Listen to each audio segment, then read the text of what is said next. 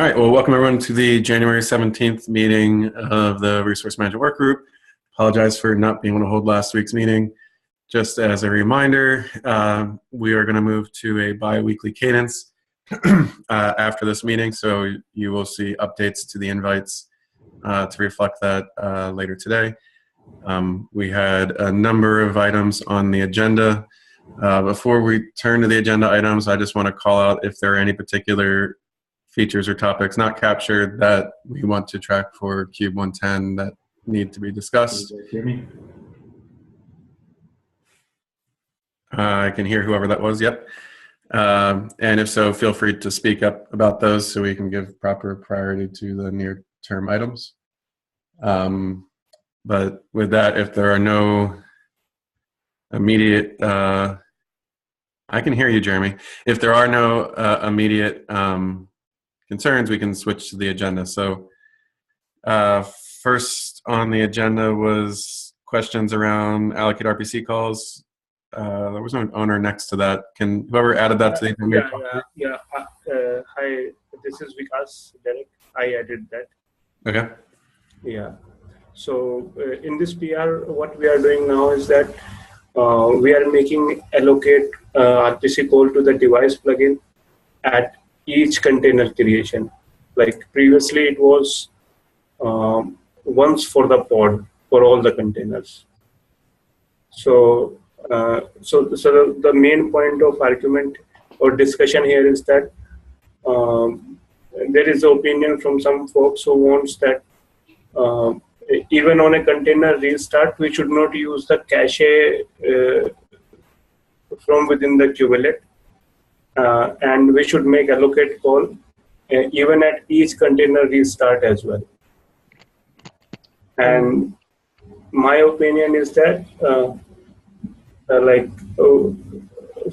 we can make allocate call, RPC call, when a container starts for the first time, but for subsequent restarts of the container, we can use the cache from within the kubelet.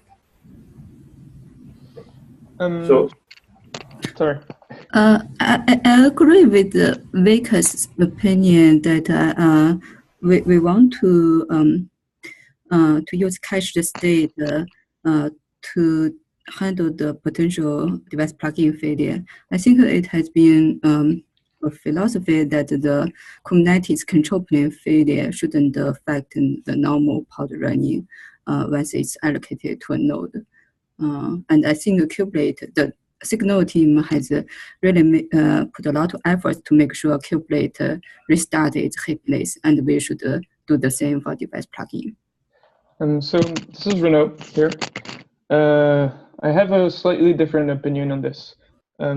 So I think, well, from how we built the device plugin, the idea was that it was predicated on a container isolation level, and that it would be able to run device-specific operations to be able to reset a device on container start, so that your device would have the exact same state at every container start. The argument that I have with running a allocate call at the beginning of a container start is so that, for example, in the case of NVIDIA GPUs, we would be able to, if the container, when it restarted, put the GPU in a bad state or left, for example, memory leaks, etc., we would be able to clean it up. And in terms of infrastructure, I think it's a better model if we're able to scrub the GPU memory. Now, in terms of caching, I'm not completely against caching, but one of the arguments that was made is that it would be able to accelerate or at least reduce container start time. And if I'm correct, there are two arguments, Renaud. The one is the improve the restart time, and the second argument, and the main primary argument is that it would not, the already running container will not depend on the device plugin. Let's say if the container which was already up and it somehow it restarts, and if device plugin is not there up, it would fail if we make allocate each time. So that is the main primary reason. So just for the container startup time, I think we should actually gather numbers, because I'm not exactly sure what the order of magnitude of an RPC call is, but I think writing to disk, which is what we would be doing, right? We can even, let's say the response to disk would be basically. Yeah. Let's say we can even ignore that performance improvement point. How do we decide on? How do we decide on this point that that the restart would become dependent on the device plugin? So this is the main main primary point in my case. I think. As far as I know, CRI is already doing a gRPC call, and they're handling things like, at least what I understand, they're handling errors in a way that they're communicating that error up to the kubelet level. So I think CRI is still running in the same binary as kubelet, so they are the same failure domain. What about CRIO? That's a separate process, right?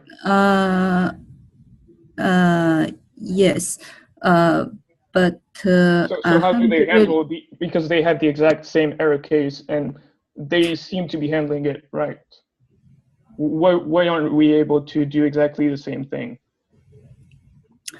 So I think container runtime, we do have the dependency on the container runtime, but again, I think I hope we don't add more failure dependencies, because doing that will make the device plugin upgrade more complicated. Oh, I'm not suggesting adding dependencies. I'm just saying that CRI is doing a gRPC call, exactly the same scenario as you're suggesting. And can making it configurable be an option? Like, I mean, I'm not against making it configurable, but I'm not against it. So first, I want to understand the requirement for security isolation, and I think pod level security isolation is perhaps good enough for now. And but that's not how we support GPU container isolation at NVIDIA. I don't think kubelet is at the stage to support container level security isolation.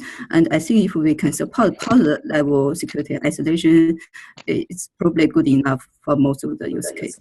Just so I understand, so the scenario of wanting to scrub memory, you're bundling that under security isolation scenario? I mean, scrubbing the memory is not the only thing we would be doing. As I was mentioning, just if the GPU, I mean, container restart usually means that a failure happened, and we're expecting that would be, for example, a failure that put the GPU in a bad state. Cleaning up the GPU and making it, for example, if memory was left or was leaked, or any other things that might happen to interfere when you're restarting your container. That's something that we want to be able to do in the device plugin on a container restart. Containers that means allocate, ask the device plugin for a particular GPU, and all you're asking for here is a pre-container start exit point for you to do any action to potentially scrub memory or clean, or? I mean, that's basically how I understood the device plugin would be. But such task better to do immediately after container failed. So like kind of deallocate call rather than on next allocate. I mean, why not? But I think when we were doing that, we wouldn't be able to guarantee that, for example, say the kubelet crash after a container fails. You can't guarantee that you're going to run that deallocate pass. I think we don't have enough data to say whether that is a common failure scenario. I think most cases, I would like to separate the security guarantee versus the health state monitoring.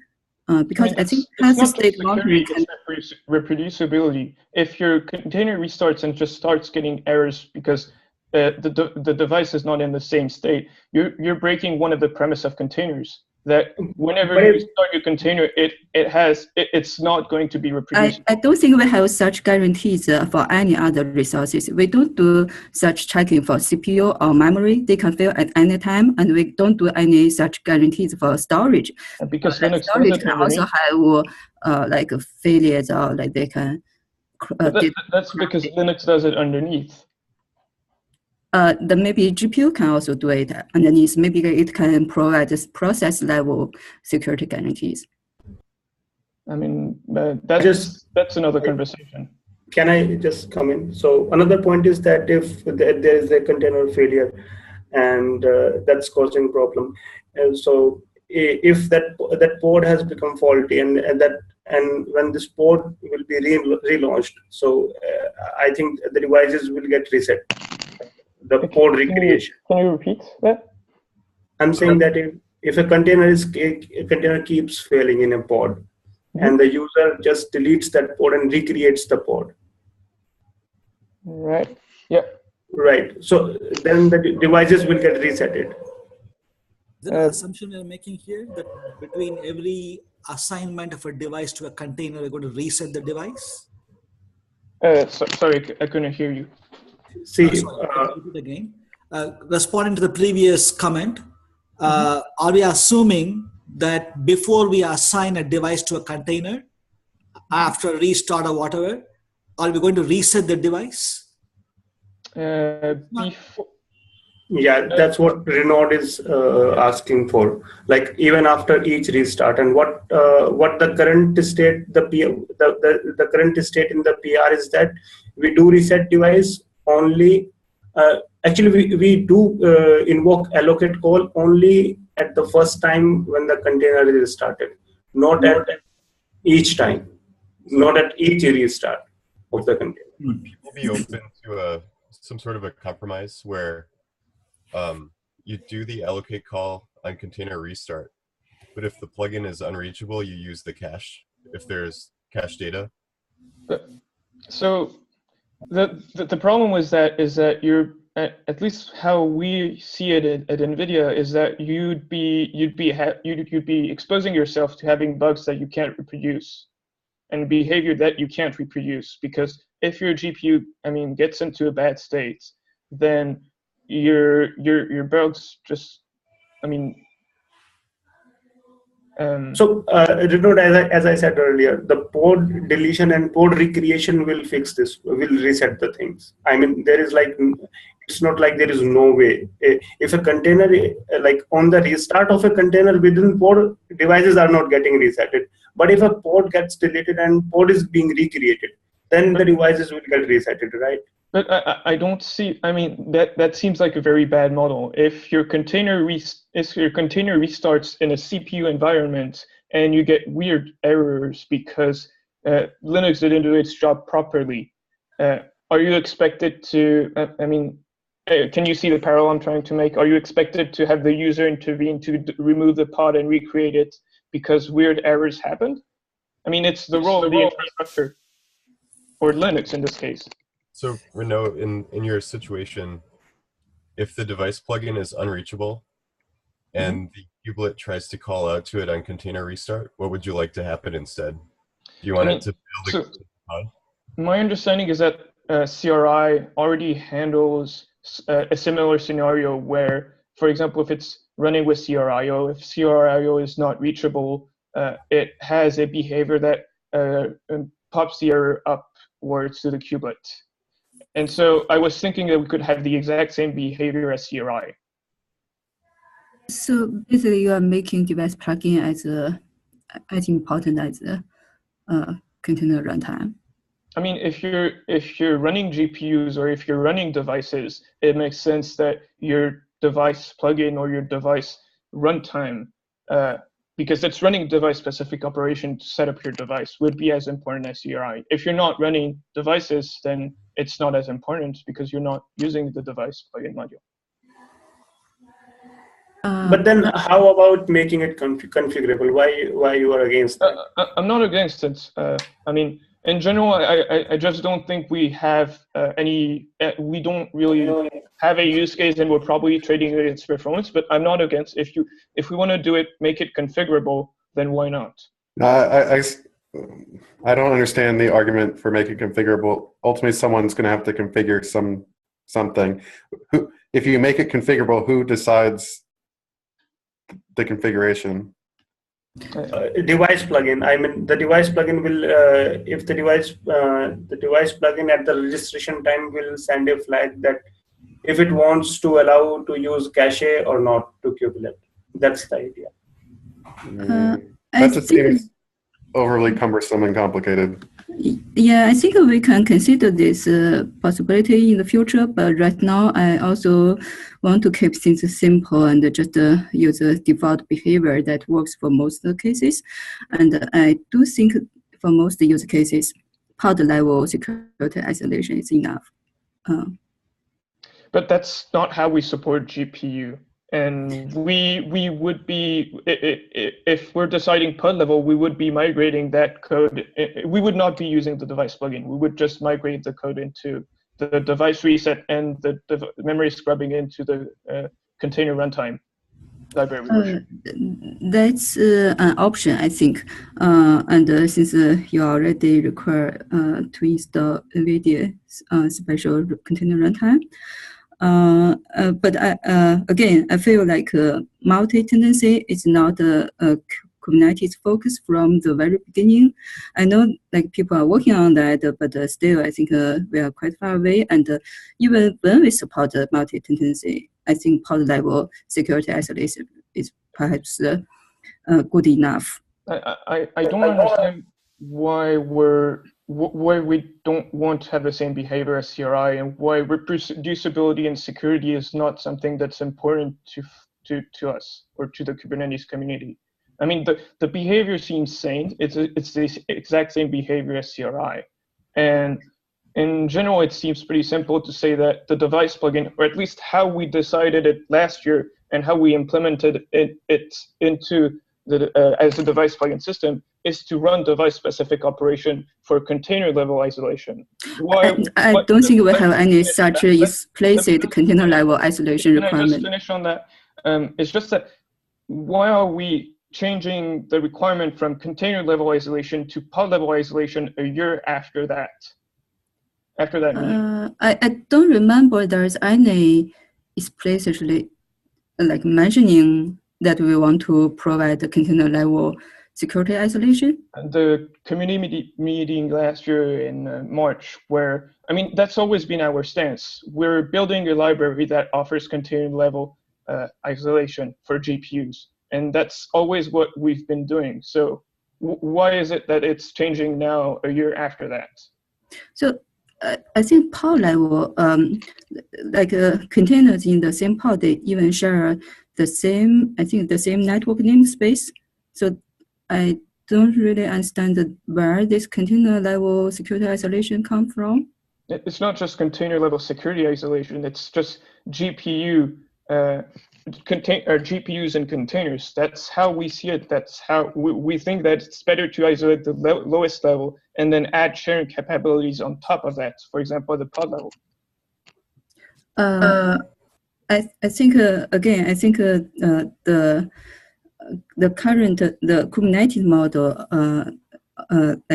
the main focus is on single tendency, even though like people are working on multi-tendency isolation. I'm confused on why this is like a tendency discussion, I guess. It's not a tendency discussion. It's a GPU discussion. Where Jiang here is suggesting that our lib is basically is suggesting a different model than what we've been implementing for the better part of 2 years now, and I don't understand why this strategy change is actually happening now and wasn't mentioned a year ago. I think there's a bit of hyperbole right now on both sides, and I'm having trouble teasing out the reality. So, like, to me, this is like a question of just when and how often we call allocate, and I feel like there's a lot being tangled in this yarn for some reason. So,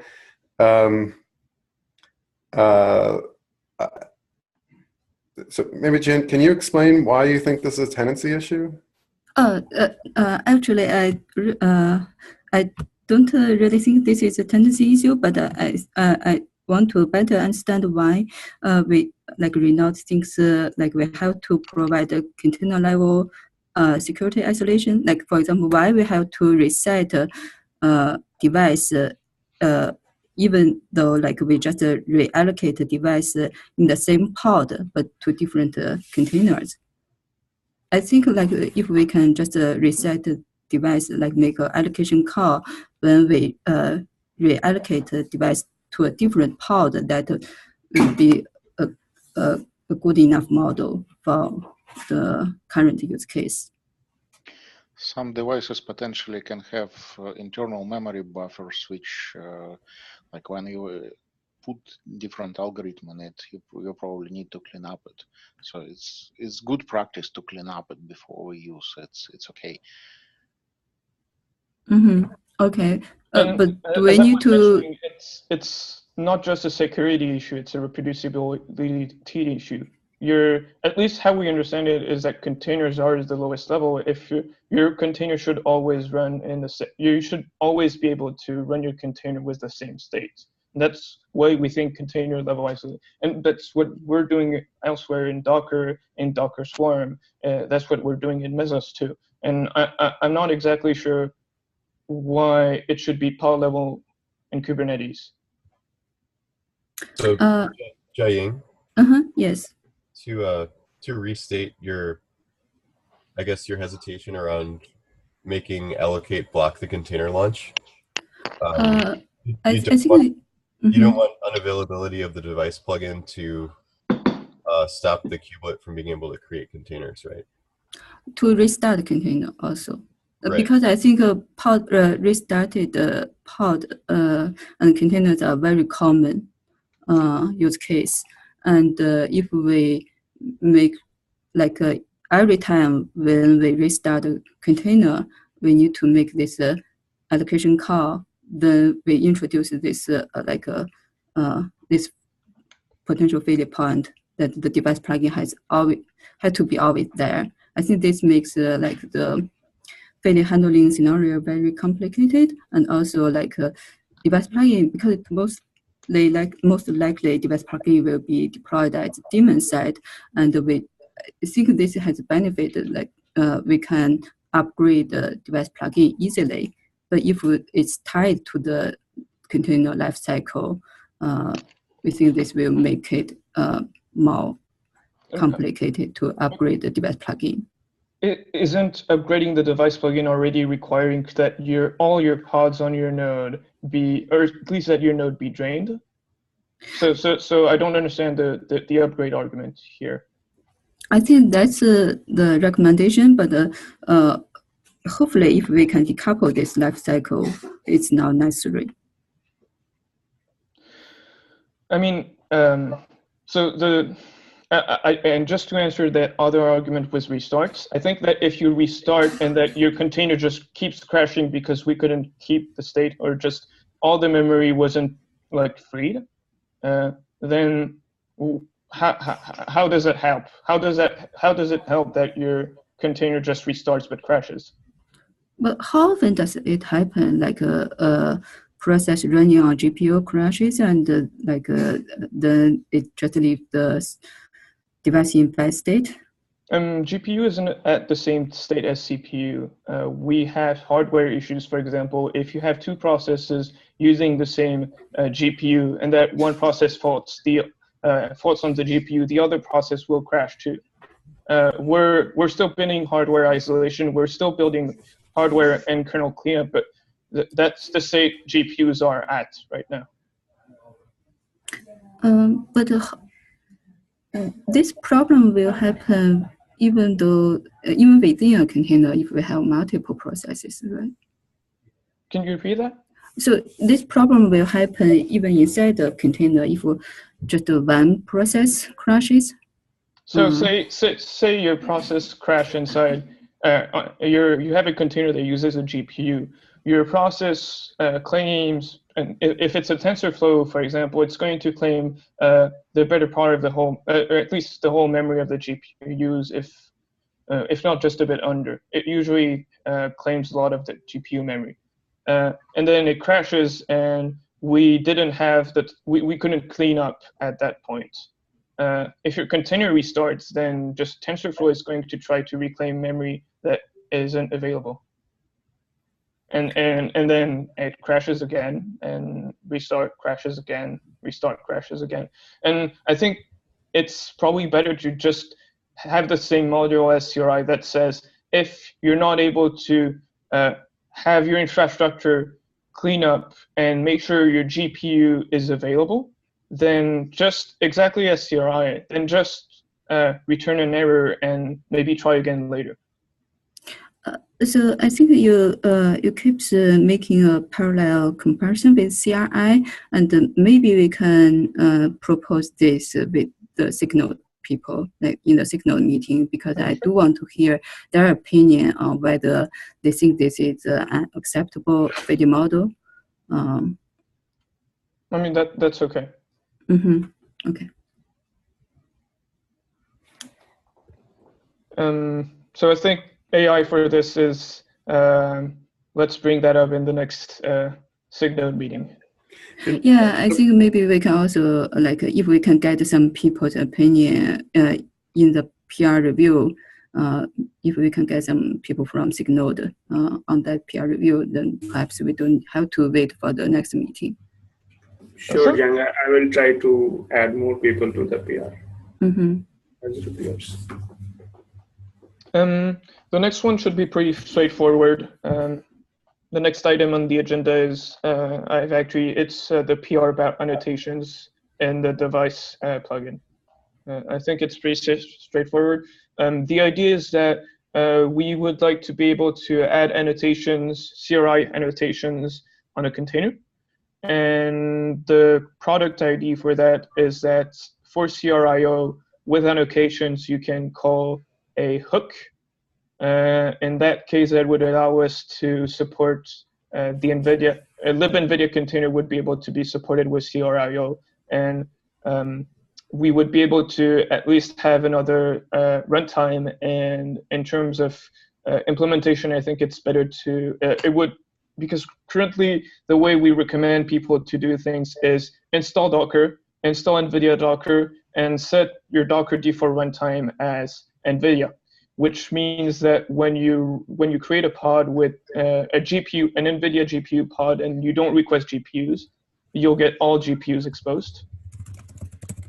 And because the default runtime is NVIDIA, and we're hoping that with CRIO, that would be a first step, that only pods requesting GPUs will have GPUs exposed. I think in terms of device plugin API, I'm fine to add container annotation support, but I also feel like longer term,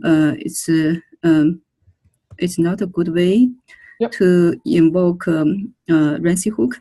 So I do hope if you think this is a strong use case, then perhaps we should have a document that describes the use case, why we want to use a Rancy pre-start hook, and send that, circle that document with the sig-node and the CRI people, and I hope the Rancy hook can be supported at CRI level instead of doing this magic passing information through annotations.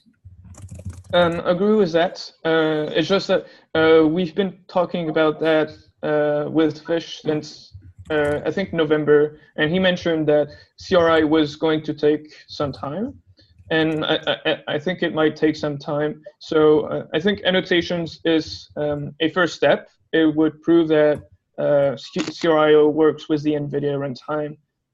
We tested that internally, and it would basically be able to support our use case to actually standardize Rancy pre-hooks into CRI. Yes, I do agree. It takes time.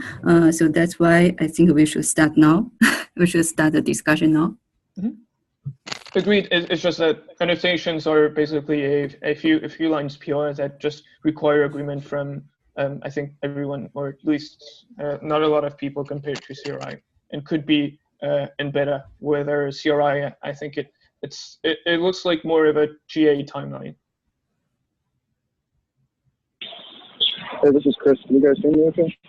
Yep. I reached out to Mike Brown. He works on the CRI Kubernetes stuff, and I'm pretty sure he put up a PR already for the pre-start hooks. Did you guys see that? Nope, but I'd be really interested. I think it's trapped in the review cycle. Sorry? Can you repeat that? Sorry. It's under review, but there's some back and forth about whether it should be something that should be supported, I think. Okay. Yes, and I think Brun, yeah. So I think like Brun Ying Mao use case will definitely help the discussion there.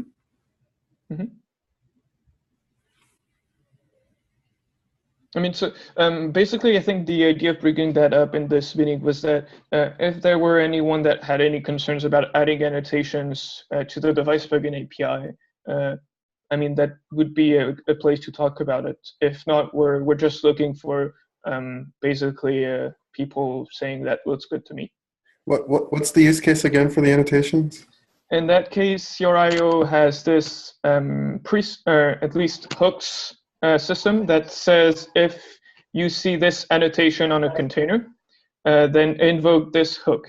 And in that case, that would be invoking the NVIDIA runC pre-start hook.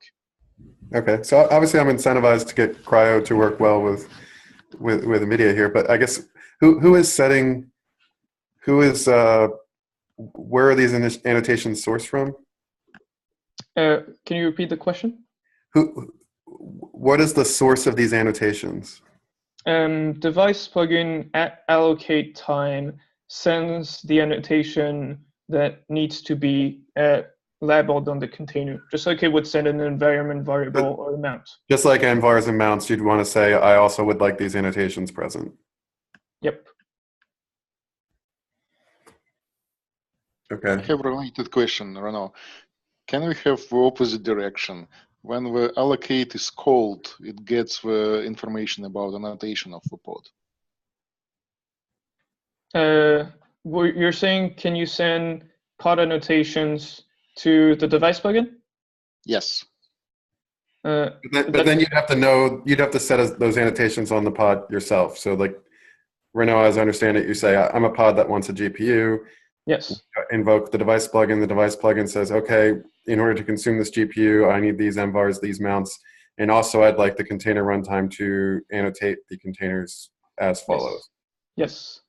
Yeah, and my question was about the bit different use case, how to get a bit more information to the device plugin. I do think that's there's no need there though, right?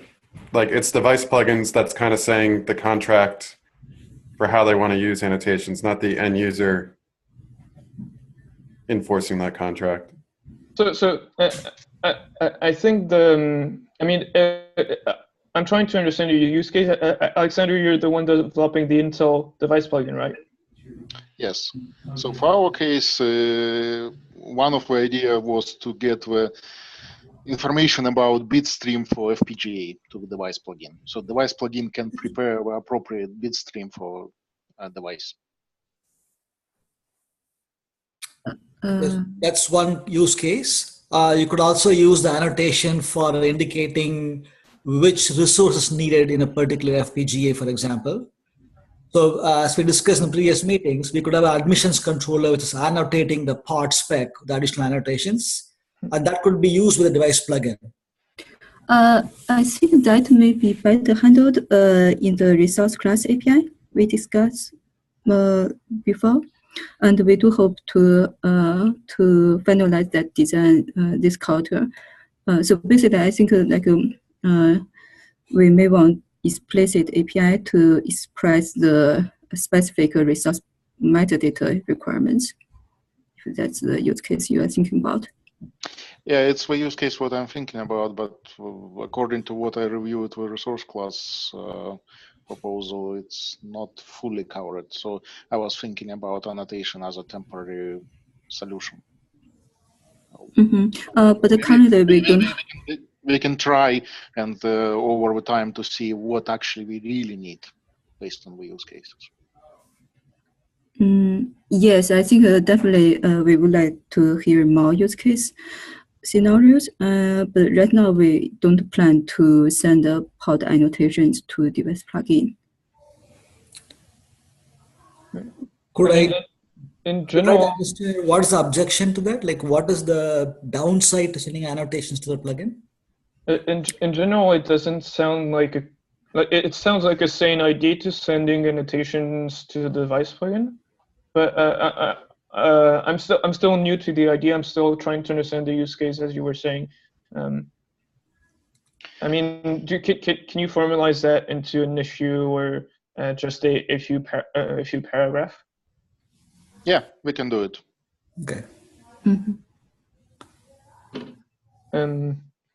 So yeah, just to finish on the previous issue, Derek, did you have any other questions on annotations? No, I mean, I think to some degree, I know we would like to believe that device plugins don't need to do anything container runtime specific, but that's not always going to be the case. And I think I think the proposal you have here is reasonably fair. Like I have no objections to it, other than I think there was some commentary on like how do you graduate these annotations. I guess to me that's really outside the concern of the kubelet per se, and more the concern of the device plugin and how it chooses to integrate with the runtime. So yes, and I also think like annotation. I hope like I know if we add this to this API, we only use it for early experiments, and also even for container annotation. OCRI, the comment explicitly mentioned like annotation is not. Hopefully, annotations are not going to affect the container runtime. So I think that's the caution we should keep in mind, and we should have a deprecation plan. It's not really our concern, right? Like, what do we care? And I'm not. I mean, adding that comment to the API is pretty ironic because that's exactly what we're. I mean. That's precisely what we're doing by adding annotations. The use case is to affect the container runtime.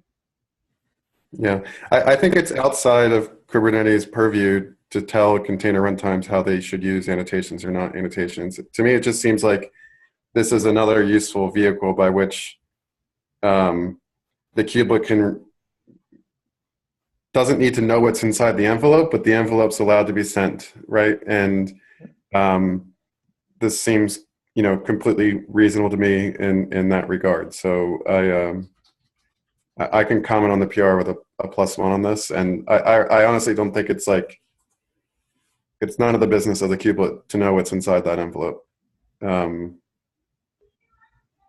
it's up to the device plugin for how they want to integrate and where they want to integrate. Okay. I think, I think that item is done then, unless anyone has any comment on that. I think perhaps we can continue the discussion in the PR, Sure. and we can move to the next item. I don't know whether Chuqiang is here.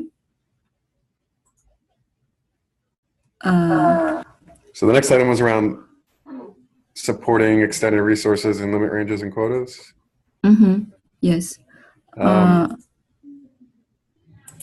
was mostly interested in knowing what the use case that's driving the requirement is.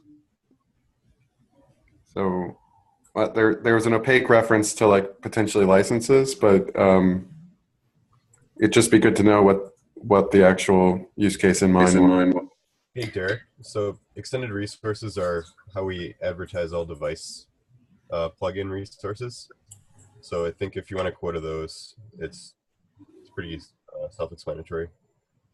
Yes. So, for example, if we want to support a GPU quota, we will also need this. Yeah. So I think we did discuss this previously, no? And we basically said extended resources won't support overcommit, or or if I think about it, we potentially deferred discovery if they supported overcommit to the future resource API. So I don't think we want to support overcommit either, but to support a resource quota, I think we can support a request.resource name for extended resource, so that administrators can put the upper limit for requests for GPU requests, for example. Yeah, I have no objection to that. So if someone's willing to sign up to implement that, I'm happy to shepherd that review. I think Zhuxiang has already have a PR, and I look at that. It seems fun, and it's basically just like follow the similar model as other resources, like huge pages. And also we don't allow overcommit, so we currently only support request.resource name, and quota scope and limit range should work the same. Should just work. Okay. So this PR got lost in my birth of a child email bankruptcy. So I will bring it back to the top of the list. And yeah, generally speaking, for the group PR, I have no issues quoting the request of an extended resource.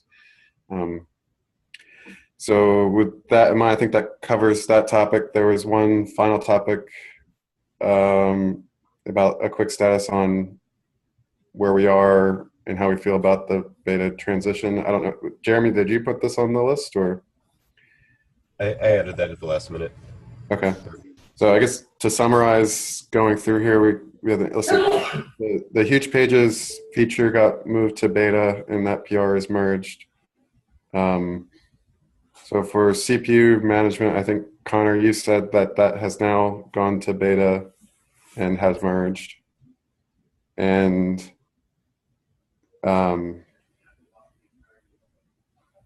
yeah. And so I guess for device plugins, do folks feel like we're still on track to graduate that feature this release? Or these two PRs we discussed now, the major sticking points now? I think we're on track. In general, I feel like PRs are getting done. The two PRs that were mentioned are at least important for NVIDIA. And I think in terms of device plugin stability, they're pretty good. I think even the API extensions we are discussing, they are compatible changes. So I don't think adding them will affect much. But I do think there are some changes I'm hoping we can make it without declaring device plugin to beta.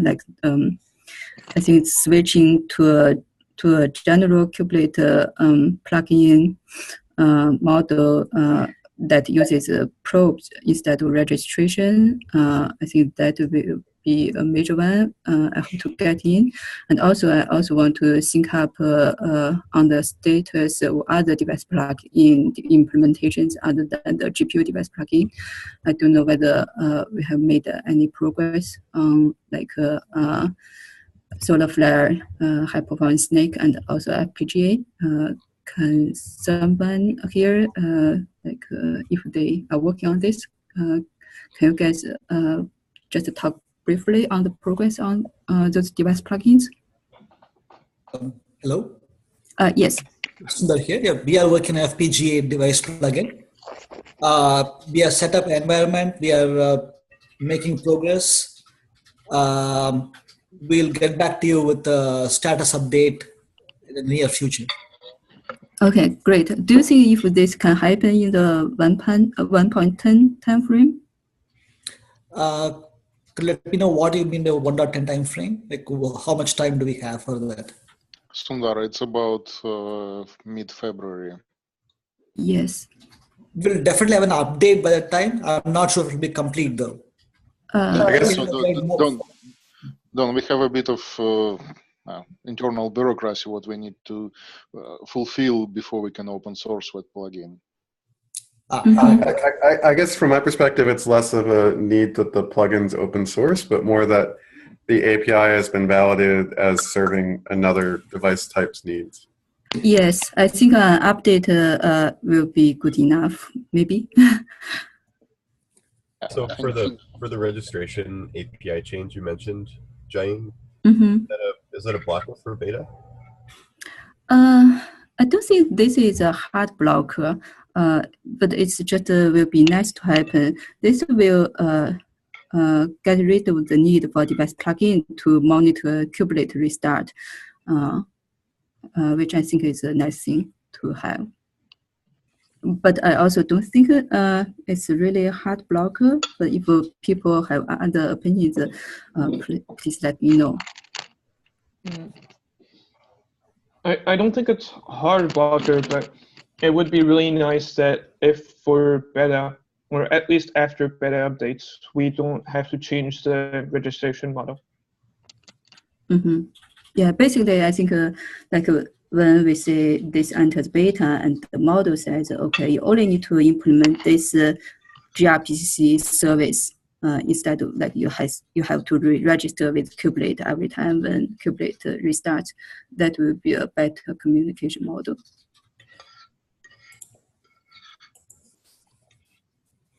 Similar to moving up the device plugin in terms of feature stability, what do we do with features that are kind of enabled by device plugins themselves? For example, we have GPU status at a certain level. Are they mutually exclusive, or I guess kind of drawing back to, we have a couple of different implementations of GPUs. What does it take to move GPU status forward? I think for GPU or any other arbitrary thing like FPGAs. Well, that's really outside of the domain of the core project then, right? It's up to the provider of said device plugin to then take ownership of the problem. Yep. Yes, and also for GPU, I think the old alpha flag we added for GPU will be deprecated in 1.10. Well, if we graduate beta in 1.10, I think the plan is to then deprecate that flag.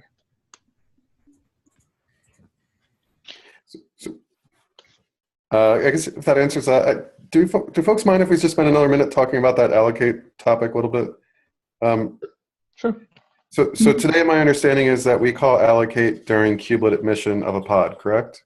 Correct. And so like at a 10,000 foot view, when we talked about in the long term of wanting to be able to support, you know, locality-based scheduling concerns where I want to schedule the CPU I get pinned to closest to my GPU. What would be the impact of calling allocate on every container start call versus letting us have some centralized planning step during kubelet admission to say, this is when we define your CPU, this is where we define your GPU, and then that's it? So I was actually thinking about it, and my general idea is that GPU are not going to move, or at least currently we don't even support hot plugging GPUs, because uncertain motherboards that you're in the field, we've seen motherboards that might have a few problems, and that don't support hot plugging a GPU. Hardware level. So the general idea was that it would probably be a call during another call instead of allocate that would just return GPU affinity to a CPU. Or I'm still thinking about it, but in general it would, or just a matrix that says these GPUs are linked by NVLink, etc. So it wouldn't be a call that would be, at least topology-wise, I don't expect that to happen in the allocate call. Yeah, and Derek, kubelet may have the information about the locality in the device structures in its local cache, and because list and watch will keep advertising, device plugin will keep advertising the device attributes to the kubelet. And when these, let's say, NUMA manager is trying to get the topology details from device plugin manager, it can respond back from its cache. Yeah, so this is maybe just a bit premature because we're still finalizing the draft of the proposal. I think that Vikas is referring to. Yeah. There's at least one idea it's related to a two-phase approach, where there's a first phase during pod admission where you can collect NUMA affinity preferences from various providers. The two initially would probably be the device plugin subsystem and the CPU manager.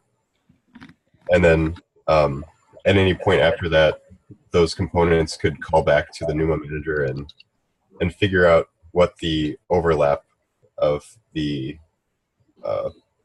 possible NUMA node affinities are when they're making their allocations. But I think maybe we've taken one step too far back. I think that the decision of whether to call allocate multiple times or not is separate from the decision about whether we choose a new device when the device plugin is invoked, right? Yeah, I just wanted to make sure that I wasn't.